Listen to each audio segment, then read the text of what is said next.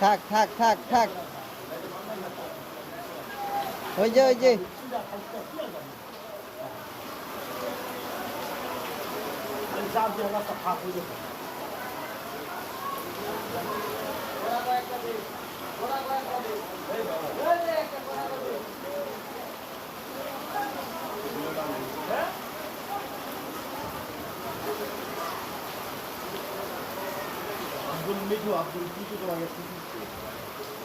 আল্লাহর রাস্তে হাত জোড় করে অনুরোধ করব, শাড়ি এবং লঙ্গি বিতরণ করবেন না।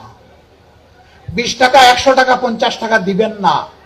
এ দিয়ে সে স্বাবলম্বী হবে না, জাকাতের মাকসুদ পূরণ হবে না, আল্লাহ রাসূল যে সুসংবাদ দিয়েছেন ওইটা বাস্তবায়ন হবে না।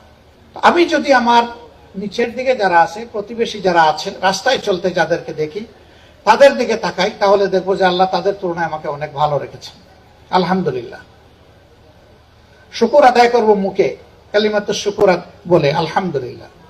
কিন্তু প্রকৃত শুকর আদায় হবে যদি দেখি আমার কোনো প্রতিবেশী কষ্টের মধ্যে আছে, তার খোঁজ নিয়ে তার কষ্ট দূর করা এবং সে কিভাবে সম্মানের সাথে খেয়ে বেঁচে চলতে পারে তার একটা ব্যবস্থা করে দেওয়া। জাকাতের অর্থ এটি নয়, মকসুদ এটি নয় যে বাজারের এভারেজ মূল্যের অথবা বিলো এভারেজ কোয়ালিটির কিছু কাপড় কিনে কিছু শাড়ি এবং লঙ্গি বিতরণ করা হবে। আল্লাহর কসম, আমি জাকাতের মকসুদ এটা একেবারেই বুঝি না। এটার জন্য জাকাত নয়, এটা একটা ইলজিক্যাল ম্যাটার, অযৌক্তিক বিষয়। একজন মানুষ দাঁড়ে দাঁড়ে হাত পেতে হয়তো 100টা শাড়ি পাইল, 50টা লঙ্গি পাইল। একজন মানুষের বছরে কয়টা শাড়ি কয়টা লঙ্গির দরকার পড়ে? 1টা বা 2টা, 3টা বা 4টা ম্যাক্সিমাম।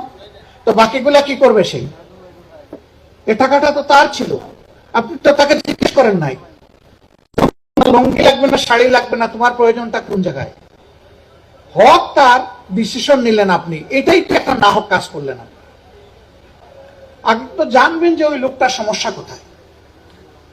আল্লাহর হাবিব বলেছেন, তোমরা জাকাত এমন ভাবে মানুষকে দাও যাতে ওই নিচের হাতটা আর দ্বিতীয়বার নিচের হাত না থাকে, পরবর্তী পর্যায়ে ওইটা যেন উপরের হাত হয়ে যায়। আল্লাহু আকবার। হযরত ওমর ইবনুল খাত্তাব রাদিয়াল্লাহু তাআলা আনহুর সময় একবার এক ভদ্রলোক, তিনি জাকাতের মাল নিয়ে বন্টন করার জন্য ঘর থেকে বের হয়েছে। দীর্ঘ সফরের পরেও তিনি এটা থেকে মুক্তি পাচ্ছেন না।